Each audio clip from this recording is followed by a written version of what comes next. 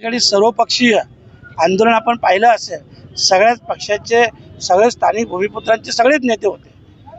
त्याच्यामुळं या संघर्षाला यश मिळेल असं आम्हाला पूर्ण खात्री आहे. आजच सकाळी माननीय किसन कथोरे साहेबांनी मुख्यमंत्री महोदयांशी बोललं, मागे आम्ही देखील भेटलो होतो आणि ते पॉझिटिव्ह देखील होते. आता एवढीच विनंती असेल की लवकरात लवकर या विषयाची मीटिंग लावून लवकरात लवकर निर्णय घ्यावा. नगरपालिकेची निवडणूक लागलेल्या आहेत, महानगरपालिकेची निवडणूक काही दिवसात लागली, पण हा सगळं हे आहे 27 त्याचा निर्णय लागेल का? बघा आता ते भूमिका असणार नाही, निर्णय लागेपर्यंत आमची भूमिका ठाम आहे. आमचं आंदोलनाचं पवित्र कायम असेल जोपर्यंत निर्णय लागत नाही. आणि म्हणून येत्या पुढच्या आठवड्यात शक्यतो मुख्यमंत्री महोदयांची मीटिंग होईल आणि त्याच्यातून काय मार्ग निघतो आपण बघूया. सतत नागरिकांची मागणी, आम्हाला आमचं स्वातंत्र्य हवं आणि ते स्वातंत्र्य अशा पद्धतीने असावं की आमच्या गावांच्या सुरुवातीला आमची मागणी होती की ग्रामपंचायती असाव्या.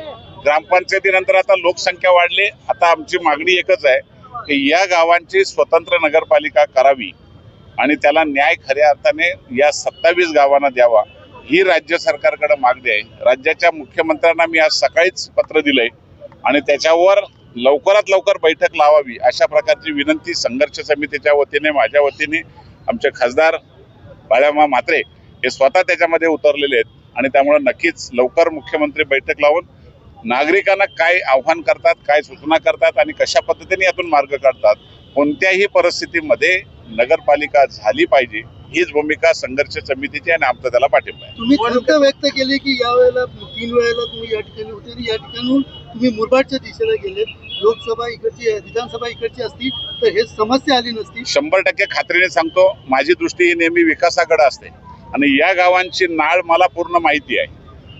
या गावाने जे माझ्यावर प्रेम केलंय हे कोणावरच केलेलं नाही. मी आजही ठामपणे सांगतो का खूप चांगली गावं आहेत, मनापासून विकासाला मला साथ दिली होती आणि 5 वर्षामध्ये मला एवढा आनंद मिळत होता की या गावातून जाऊच नाही असं मला स्वतःला वाटत होतं.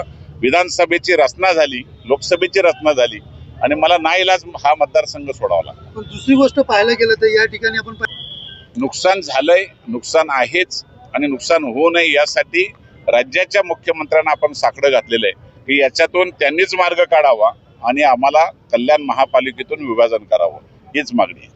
कडू बोल वृत्तवाहिनी, सत्याचा कडवट आवाज.